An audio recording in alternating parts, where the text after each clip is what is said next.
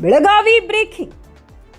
ಬಣದ ಹುಣ್ಣಿಮೆ ಹಿನ್ನೆಲೆ ರೇಣುಕಾ ಯಲ್ಲಮ್ಮ ದೇವಿ ದೇವಸ್ಥಾನಕ್ಕೆ ಹರಿದು ಬರುತ್ತಿರುವ ಭಕ್ತರ ದಂಡು.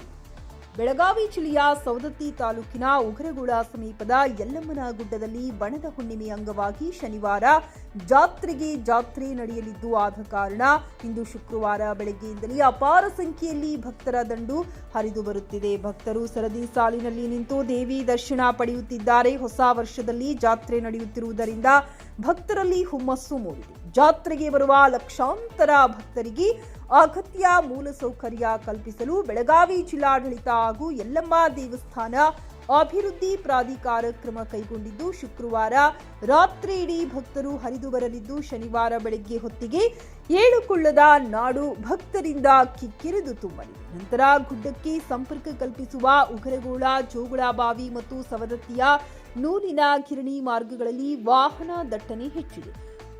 ಪರಡೆ ತುಂಬಿ ದೇವಿಗೆ ನೈವೇದ್ಯ ಸಮರ್ಪಿಸಲು ರಸ್ತೆ ಬದಿ ಓಲೆ ಹೂಡಿರುವ ಭಕ್ತರು ತರಹೇವಾರಿ ಖಾದ್ಯಗಳನ್ನು ತಯಾರಿಸುತ್ತಿದ್ದಾರೆ. ಜಾತ್ರೆಯಲ್ಲಿ ಭದ್ರತೆಗೆ ಒತ್ತು ಕೊಡಲಾಗಿದ್ದು, ಗುಡ್ಡದ ತುಂಬೆಲ್ಲ ಪೊಲೀಸರು ಕಟ್ಟೆಚ್ಚರ ವಹಿಸಿದ್ದಾರೆ. 400 ಗೃಹರಕ್ಷಕ ದಳ ಸಿಬ್ಬಂದಿಯೂ ಇದ್ದಾರೆ. ಜಾತ್ರೆ ಪ್ರತಿ ಚಟುವಟಿಕೆ ಮೇಲೂ ನಿಗಾ ವಹಿಸಲು 4 ವಾಚ್ ಟವರ್ ನಿರ್ಮಿಸಲಾಗಿದೆ.